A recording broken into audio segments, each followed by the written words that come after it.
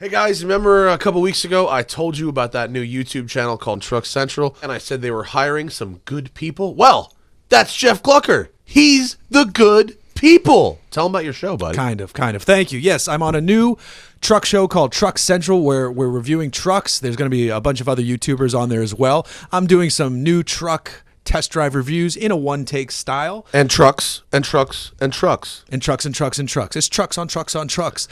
So I'm doing something called Test Drive Tuesdays where we're dropping a new truck review on a Tuesday and then the other Tuesdays. That's how weekly stuff works. And it's going to be fun. I hope you enjoy it. Low on production value, high on information. That's kind of the goal there. So it starts today, and then every Tuesday on Truck Central. Go have a look. The link will be in the description. Now, enjoy my video. Bye.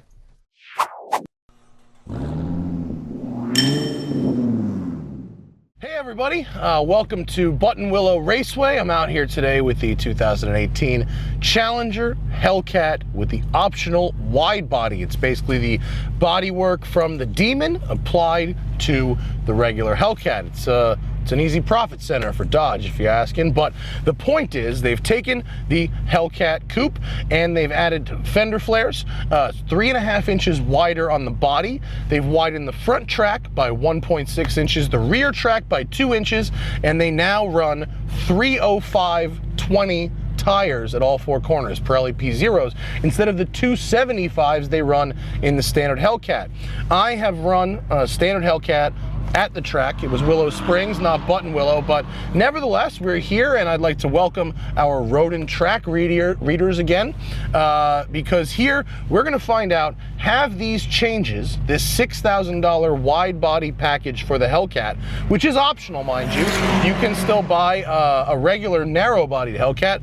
Have these changes made this a better track car? So, some laps. And here we go.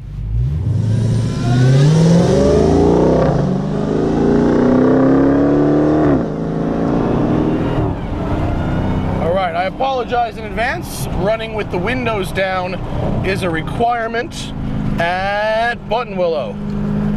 And here we go. Okay, let's revisit some things about the Hellcat. It has a 6.2 liter supercharged 707 horsepower V8 with 650 pounds of torque. Woohoo! And you can feel it everywhere from quarter throttle all the way to full throttle, at which point you start blowing tires off. It weighs 4,480 pounds, which, if you want a comparison, is roughly the same weight as a current generation Honda Odyssey minivan. This is configuration 14 for Buttonwillow, so astute viewers will know we just did not run the bus stop there. We are going to run Phil Hill. Okay, so 4,500 pounds and 700 horsepower. Is anything more America? Answer no. Nothing is more America. Woohoo! This thing is really fast. It's also really huge. The footprint is more Tahoe than 911, and the weight is more minivan than MG, and the engine is more drag car than anything else. Nevertheless,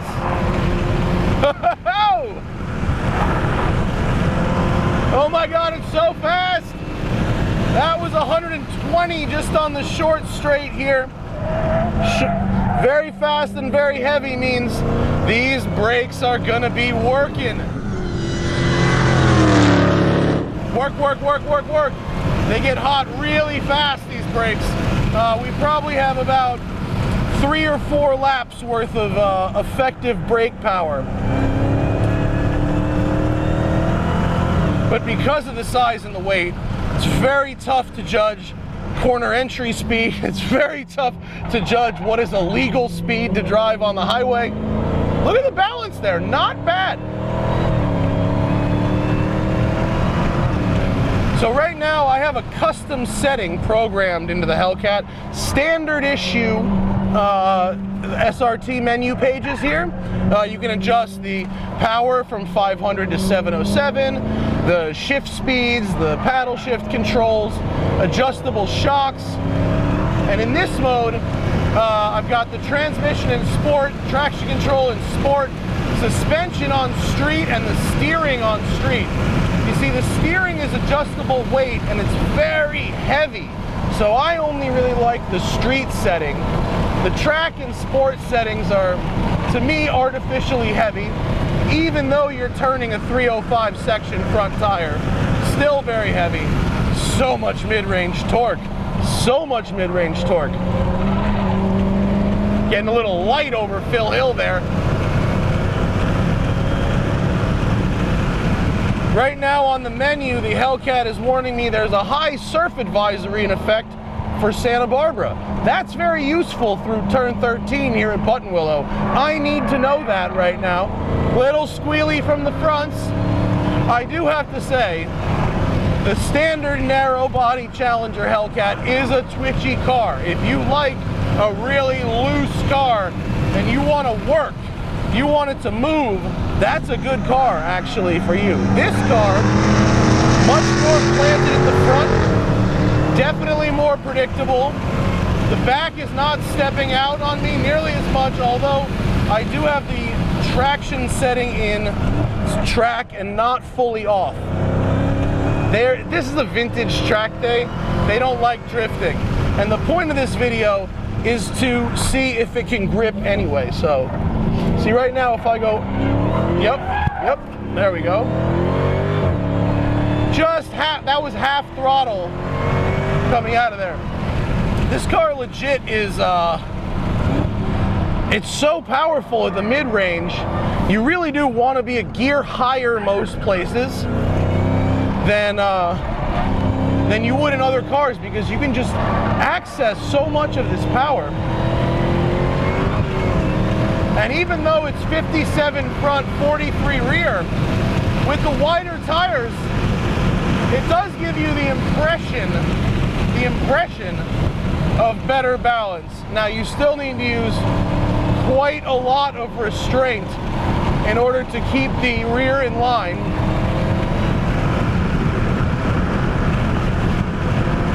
The suspension is quite stiff on the road. On the street, I'll only use the street shock setting.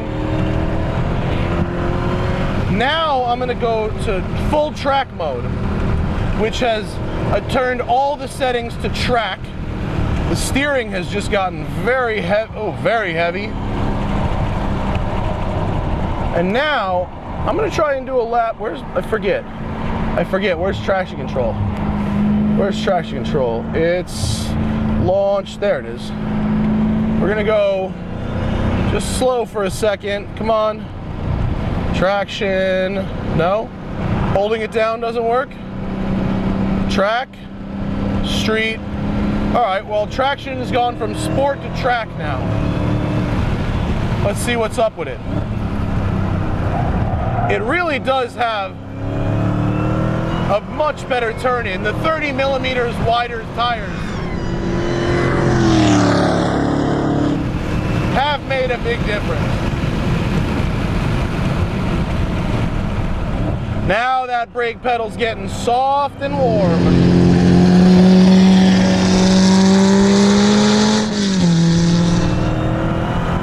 Ooh, I really liked what's happening there. The traction control setting is really good. I could feel it giving me like a degree of opposite yaw, like just a hair, and then holding that rear end in line. That was good.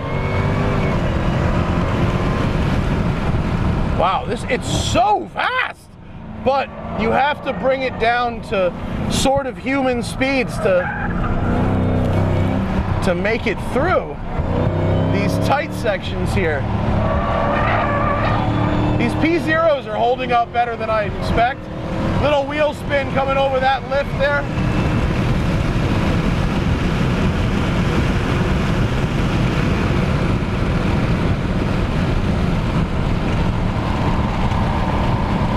Miata.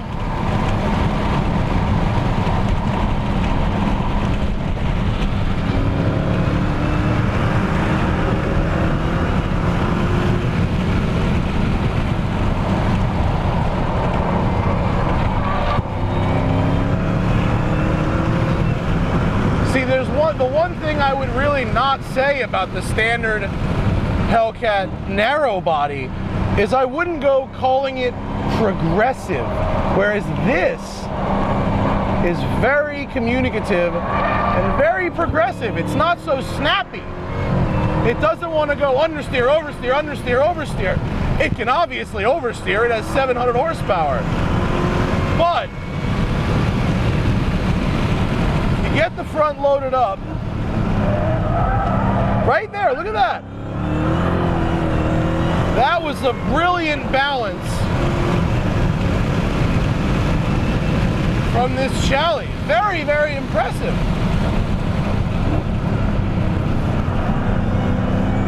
Get that lovely whine happening. This thing is fast, huh? Real bumpy down in this section. So, this car, Chalet, starts at 65 grand. This one has a $6,000 wide body. It also has the 8-speed automatic. Designed by ZF, built in-house by Chrysler. Chrysler calls it Torque Flight, but it is a ZF design. And it's very good on the track. It's very good when you're driving hard. The downshifts snap off really good. When it's cold or when you're just kind of creeping around in traffic, it's a little chunky. But you know, for a gearbox that's got to hold 700 horsepower, it's sufficiently refined. You know those cars where you drive around and you go, it's so powerful you could upshift at 2,500 RPM all day, huh? This upshifts at 1,400 RPM driving around in automatic. It's crazy. It's just, it's so overdone for the street. And actually, here at the track day, it's pretty good. Yeah, it's heavy. It's gonna melt brakes. You're gonna want pads and fluid, maybe stainless lines for track work. But look how it handles these big guys here. Boom, boom. And even on that high speed left-hand bend, you know, I had a reasonable amount of confidence there. Here, it's gonna be good balance. Can get oversteer on all the exits if you want. But also, the power band is very linear, so it's, yeah, it's sensitive, but it's not a surge, an uncontrolled surge of boost. Oh no, is that Sammy Smith behind me? I think Sammy Smith's behind me.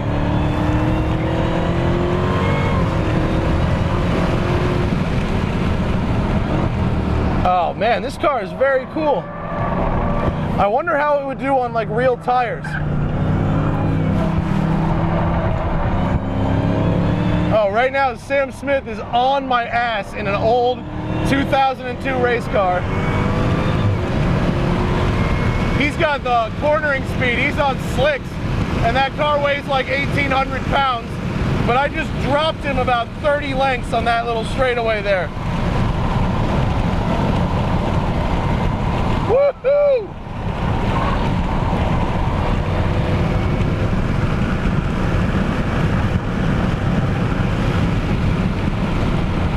Oh man, Sam's gonna pressure me right off the racetrack. Wow, he's got an unbelievable amount of cornering speed behind me. Have fun, Sam Smith, and your slicks. Just lock up that inside wheel. Good for him. Yeah, Sammy can mob. So where does that leave us? Okay, ultimately, we're reviewing a modification on a car. For $6,000, you get more tire, okay? You get retuned shocks, you get the wider body, which to me looks tough, and you get different wheels. Funny tidbit, the 305 wheels can't fit on the Challenger and the assembly line, so they build the car on donuts and then put them on at the end.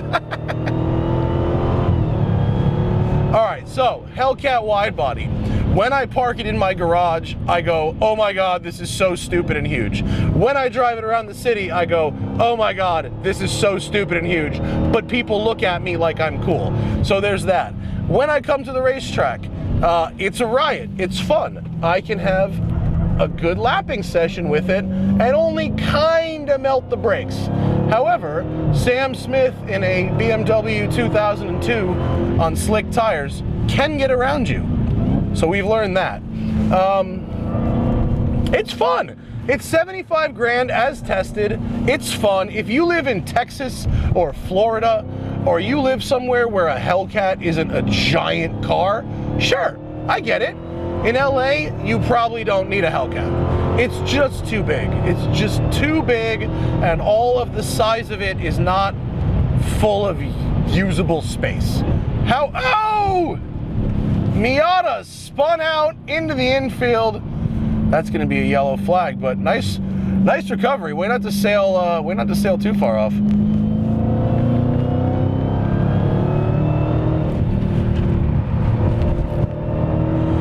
So, I like this thing in the right circumstances. Do I want one in my garage? No, because it doesn't really fit in my garage.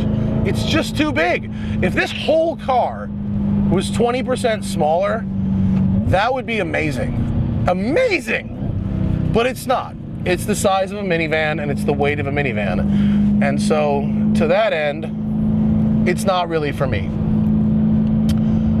But it's better than it was, right? That's the up. The upside is, if you want to go around corners in a Challenger, you want the Widebody because it handles better and it has more confidence in doing the things that it does.